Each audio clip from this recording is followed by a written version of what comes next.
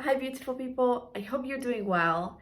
I just wanted to pop in here and talk about something that I have been contemplating on for a while now. I think what prompted it was me binging on We Can Do Hard Things by Glennon and Doyle. Maybe, who knows? And she and her sister and Abby, which is Glennon's partner, wifey, have been talking about unlearning and recreating and what and why, if something is not working for you, it's okay to redefine it yourself. Or if you have been conditioned, and we all have been conditioned in some way, to look at something and just accept it as it is, why so many people are resisting it, and what can we do about it? I think the idea of redefining and recreating your own version of what that particular thing means for you, I think is really powerful.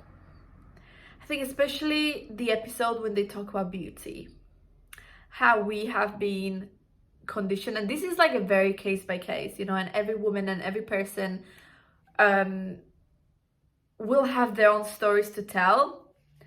But if you are doing something just because it's meant to be the next step for you, or it's talking about beauty, you're doing makeup just because you've been conditioned that every single woman needs to do makeup. If you do makeup, I have some makeup on, okay? If that's something that you really want to do and it makes you feel the best version of yourself, that's great. But I think there's been a lot of energy in general, or resistance from women, especially, I've noticed, doing things their own way. And I think why there's such a backlash from media or from the patriarchy is because women who have been conditioned for so long to be the smallest version of themselves, personality-wise, body size-wise, are speaking up, and they're redefining what beauty means to them. They're redefining who they want to be in this world, how they want to represent themselves, and that freaks some people out. But let me tell you something, okay?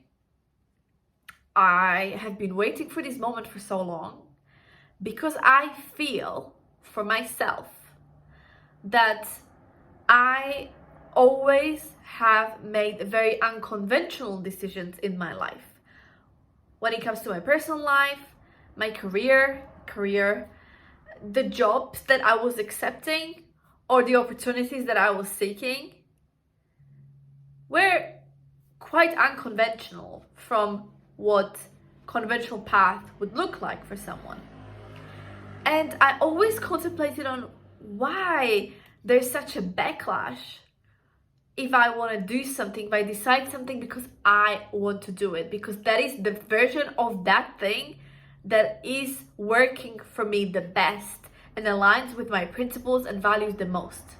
Why is there such a backlash for people like me who make decisions based on what I want to do, based on what I feel, and it's not the conventional way?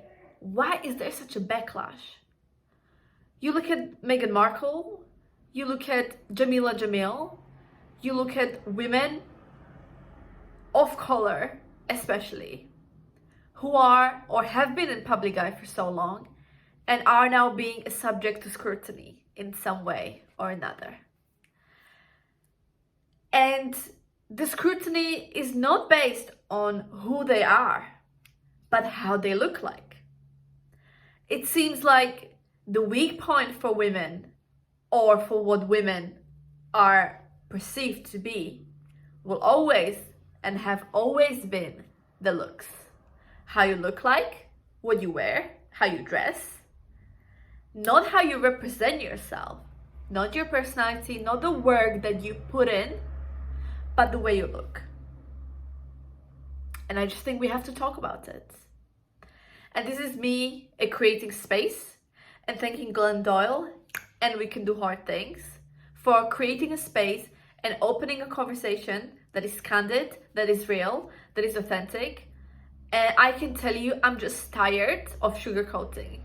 I'm tired of bullshitting around. 80% of who I am and how I represent in the world is and still has been and always will be what I want to represent myself as. But there's this 20% that I still have in me, that I have to do certain things to please other people, and this is me being real and opening up. That is to wear things or to say things based on where I am and who I'm with, and if I want to be taken seriously enough. And I think this is important to talk about it, because it is how I have been conditioned to believe that is the right thing to do. But I am very proud of myself for choosing the unconventional path, even though I have been met with so much resistance and people keep telling me what is the right thing for me to do next, professionally or personally. How would you know?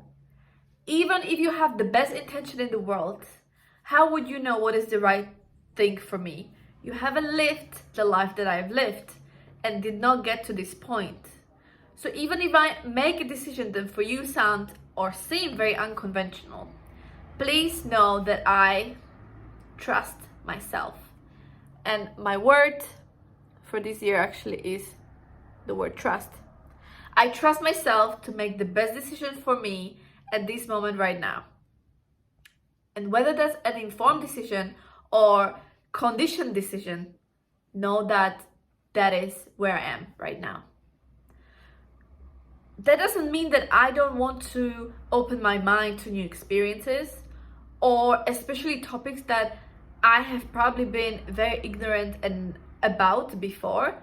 I'm always seeking information that's relevant, that's real, stories of people on the ground who are actually experiencing things in real life.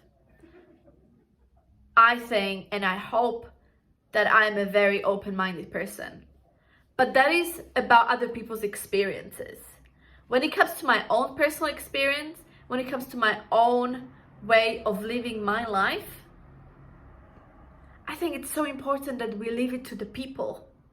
Especially with women, we have so much to say about when is the right time to have children, when is the right time to go to university, when is the right time to get a job, leave the relationship, have a relationship.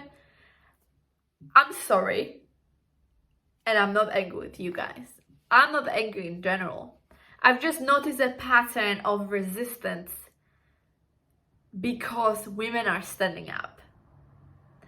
And I just want you to be yourself in the way that you trust yourself and make a decision in the way that you want. Because for so long, not that I made decisions based on what other people wanted me to do, but it was in the back of my mind that I didn't want to disappoint someone. And you know what? It is better to disappoint someone else if that is to disappoint yourself. I will not go against my values any longer. Which is a very fit for Sunday's blue moon coming up. Sorry for the passionate encounter, but I just think it's important that we create space for real experiences and for vulnerability and ditch the shame to the ground. Because women who are courageous and vulnerable with the world and with themselves deserve a pat on the back. And I will not be guilt-tripped by people anymore, and will not be ashamed about who I am, what I want, or what I stand for. And that's kind of what I wanted to say. Embrace vulnerability, be courageous, and if people are intimidated by your gut feeling, don't even care about it. Delete them. Say goodbye. Thank you guys. Love you. Be yourself. Bye.